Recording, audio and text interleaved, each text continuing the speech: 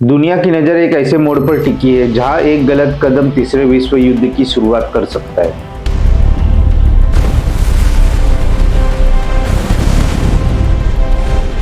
एक तरफ है इजराइल जो अपनी ताकत और टेक्नोलॉजी के लिए जाना जाता है, और दूसरी तरफ है ईरान, एक ऐसा देश जिसने रेजिस्टेंस को अपना हथियार बना लिया है। लेकिन ये दुश्मनी शुरू कैसे हुई? क्यों ये दो देश कभी दोस्त हुआ करते थे, आज एक दूसरे के जान के दुश्मन हैं? और क्या सच में ईरान के सबसे बड़े नेताओं का खात्मा शुरू हो चुका है? आज के इस वीडियो में हम पर्दा उठाएंगे उस मिडल ईस्ट के खौफनाक सच से जो शायद आपने पहले कभी नहीं सुना। सुप्रीम लीडर का कंपाउंड, जिसे कभी अभेद माना जाता था, आज ढेर में तब्दील हो चुका है। तेहरान की सड़कें, जहां कभी क्रांति के नारे गूंजते थे, आज मौत की चीखों से दहल उठी है। और पूरा मध्य पूर्व एक ऐसे ज्वालामुखी के मुहाने खड़ा है जिसके फटने का इंतजार सदियों से किया जा रहा था। दोस्तों, 28 फरवरी 2026 की वो रात, वो तारीख जिसने मध्य पूर्व के इतिहास की दिशा ही बदल कर रख दी। वो रात जब अमेरिका और इजराइल ने मिलकर ऑपरेशन एपिक फ्यूरी और ऑपरेशन रोरिंग लायन के तहत ईरान पर ऐसा हमला किया कि पूरा रीजन हिल गया। लेकिन इस युद्ध की जड़ें इतनी गहरी है कि इसकी शुरुआत आज से नहीं बल्कि 80 साल पहले हुई थी, जब दोस्ती थी और फिर वो दोस्ती सबसे खूनी दुश्मनी में बदल गई। तो चलिए हम जानेंगे ईरान और इजराइल आखिर एक दूसरे के दुश्मन क्यों बने, इस जंग में कौन कौन सा देश किसके साथ खड़ा है, और वो सबसे बड़ा सवाल, ईरान के supreme leader ayatollah Ali Khomeini की मौत आखिर कैसे हुई। तो इस सस्पेंस से भरी कहानी को जानने के लिए वीडियो को अंत तक जरूर देखें। चलिए शुरू करते हैं उस दोस्ती की कहानी से जो दुश्मनी में बदल गई है। ये साल है 1948। इजराइल ने अभी अभी आज़ादी का ऐलान किया है और चारों तरफ अरब देश के दुश्मन है। लेकिन इस दुश्मनों में एक दोस्त का हाथ आगे बढ़ता है। वो दोस्त है ईरान। जी हाँ दोस्तों, आपने सही सुना। ईरान उन पहले मुस्लिम देशों में से एक था जिसने इजराइल को मान्यता दी थी।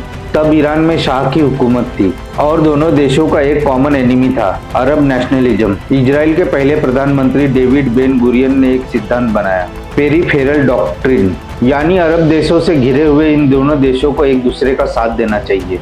और इस सिद्धांत ने जादू की तरह काम किया।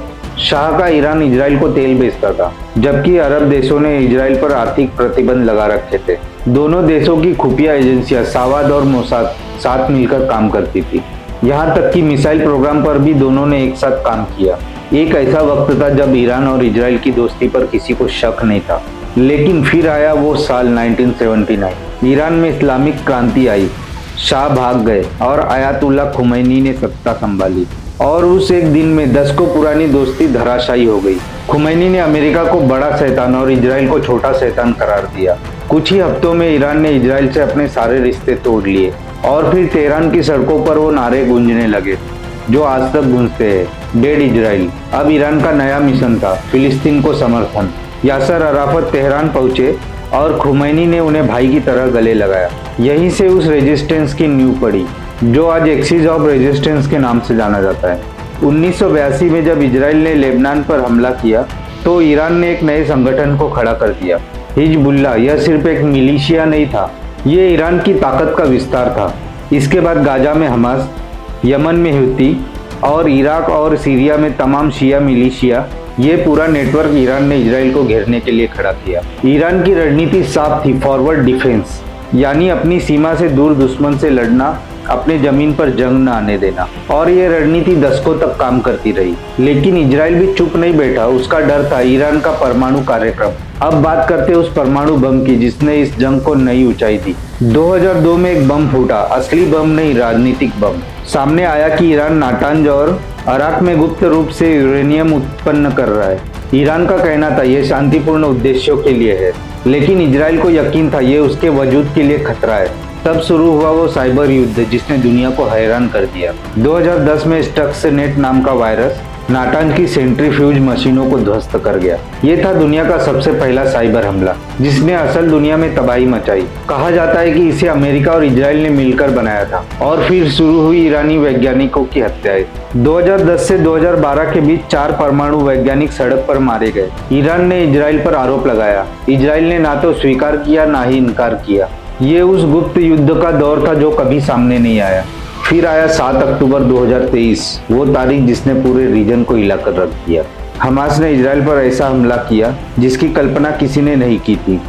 करीब 1200 इजरायली मारे गए और सैकड़ों बंधक बना लिए गए। और इजराइल ने कसम खाई कि वो हमास को खत्म करके रहेगा। गाजा में जंग शुरू हुई और उसके साथ ही पूरा रीजन आग के दरिया में बह गया। लेकिन जो असली धमाका होने वाला था वो अप्रैल 2024 में हुआ। इजराइल ने दमिश्क में ईरानी दूतावास पर हमला किया, जिसमें एक सीनियर IRGC कमांडर मारा गया। इस बार ईरान ने सीधा जवाब दिया। ऑपरेशन टू प्रॉमिस के तहत सैकड़ों मिसाइलें और ड्रोन इजराइल पर दागे गए। पहली बार दोनों देश सीधे आमने सामने आ गए। और फिर जून 2025 में इजराइल ने ऑपरेशन राइजिंग लायन लॉन्च किया। 200 से ज्यादा जेट विमानों ने ईरान के परमाणु ठिकानों पर बम बरसाए। तेहरान में कार बम फटे, IRGC कमांडर मारे गए और राष्ट्रपति पर जानलेवा हमला हुआ। और फिर अमेरिका भी मैदान में आ गया। ऑपरेशन मिडनाइट हैमर के तहत B-2 स्टील्थ बॉम्बर्स ने फोर्डो और नाटांज की भूमिगत सुविधाओं पर बंकर बस्टर बम गिराए। 24 जून 2025 को सीज फायर हुआ, लेकिन महज ये एक ठहराव था। असली तूफान अभी आना बाकी था। दिसंबर 2025 में ईरान की सड़कें एक बार फिर उठ खड़ी हुई। आर्थिक तबाही, बेरोजगारी और सख्ती ने लोगों को घर से बाहर निकाल दिया। प्रदर्शनों में हजारों लोग मारे गए। अमेरिका के राष्ट्रपति डोनाल्ड ट्रंप ने ईरानी जनता से कहा, हम आपकी मदद करेंगे। यानी अब अमेरिका खुलकर रेजिम चेंज की बात कर रहा था। दूसरी तरफ जिनेवा में बातचीत चल रही थी। ओमान की मध्यस्थता में अमेरिका और ईरान के बीच परमाणु समझौते की आखिरी कोशिश हो रही थी।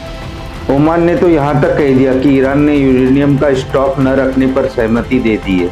लेकिन सच ये था कि दोनों पक्ष अपनी अपनी जिद पर अड़ गए। अमेरिका चाहता था कि ईरान पूरी तरह से यूरेनियम बनाना बंद कर दे, अपनी मिसाइलों पर बातचीत करे और प्रॉक्सी का समर्थन बंद करे। ईरान हर बिंदु पर ना बोल रहा था।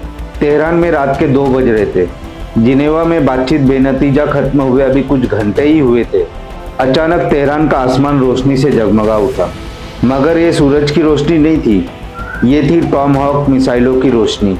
एक चश्मदीद ने बताया, मैंने अपनी आंखों से 2 टॉमहॉक मिसाइलों को क्षितिज पर उड़ते देखा। सबसे पहला निशाना था सुप्रीम लीडर का कंपाउंड।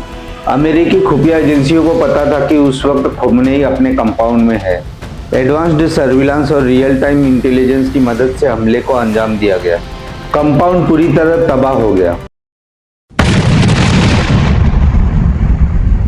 मलबे के नीचे दबे थे 86 साल के आयतुल्ला खोमेनी, जो 1989 से इस देश के सबसे ताकतवर शख्स थे। उनके साथ ही उनकी बेटी, दामाद और पोती भी इस हमले में मारे गए। IRGC के प्रमुख जनरल मोहम्मद पाकपुर और खोमेनी के टॉप एडवाइजर अली शमखानी भी इस हमले में मारे गए। कुछ ही मिनटों में पूरा ईरान अंधेरे में डूब गया। इंटरनेट काट दिया गया। लेकिन इससे पहले कि दुनिया समझ पाती, ईरान का जवाब आ चुका था।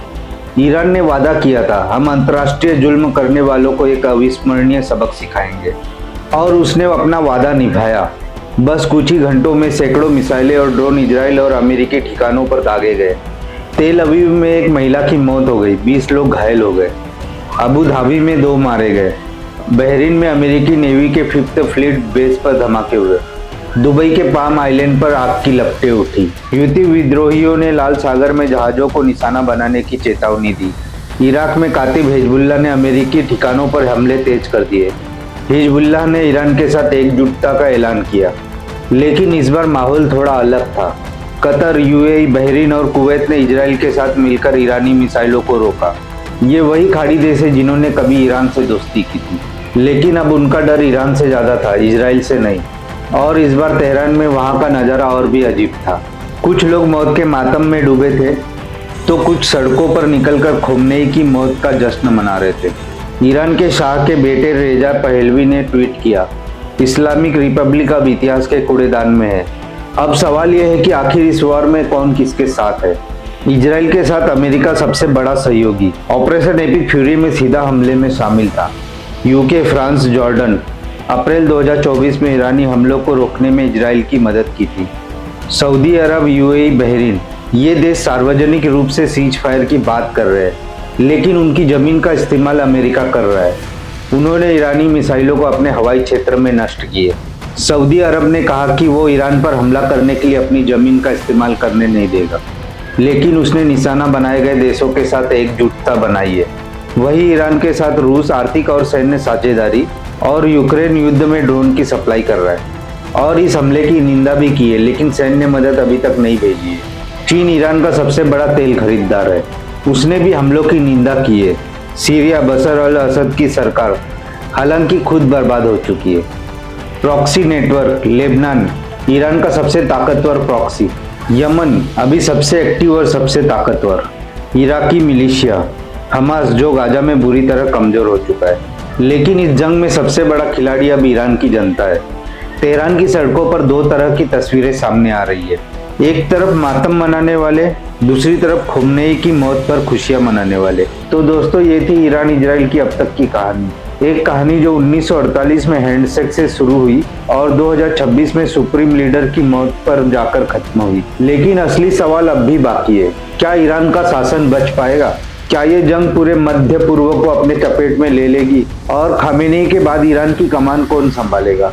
ओमान ने तुरंत सीज फायर की अपील की है। संयुक्त राष्ट्र महासचिव ने चेतावनी दी है कि ये जंग पूरे क्षेत्र में अप्रत्याशित घटनाओं को जन्म दे सकती है। लेकिन असली बात है कि युद्ध अब सिर्फ सैन्य नहीं रहा, ये युद्ध विचारधारा का है, अस्तित्व का है। ये युद्ध उन लाखों लोगों की जिंदगी का है जो अमन चैन से जीना चाहते हैं। 28 फरवरी 2026 की वो रात खत्म हो गई, लेकिन मध्य पूर्व के इतिहास के सबसे काले अध्याय की सिर्फ शुरुआत हुई है। अगले कुछ दिन, कुछ हफ्ते, कुछ महीने ये तय करेंगे कि आखिर ये रीजन किस तरफ जाएगा, और हम यहीं पर है आपको हर अपडेट देने के लिए। क्या आपको लगता है कि ईरान में अब रेजिम चेंज होगा या IRGC इस संकट से और मजबूत होकर उभरेगा? कमेंट में हमें जरूर बताएं। तब तक के लिए जय हिंद, धन्यवाद।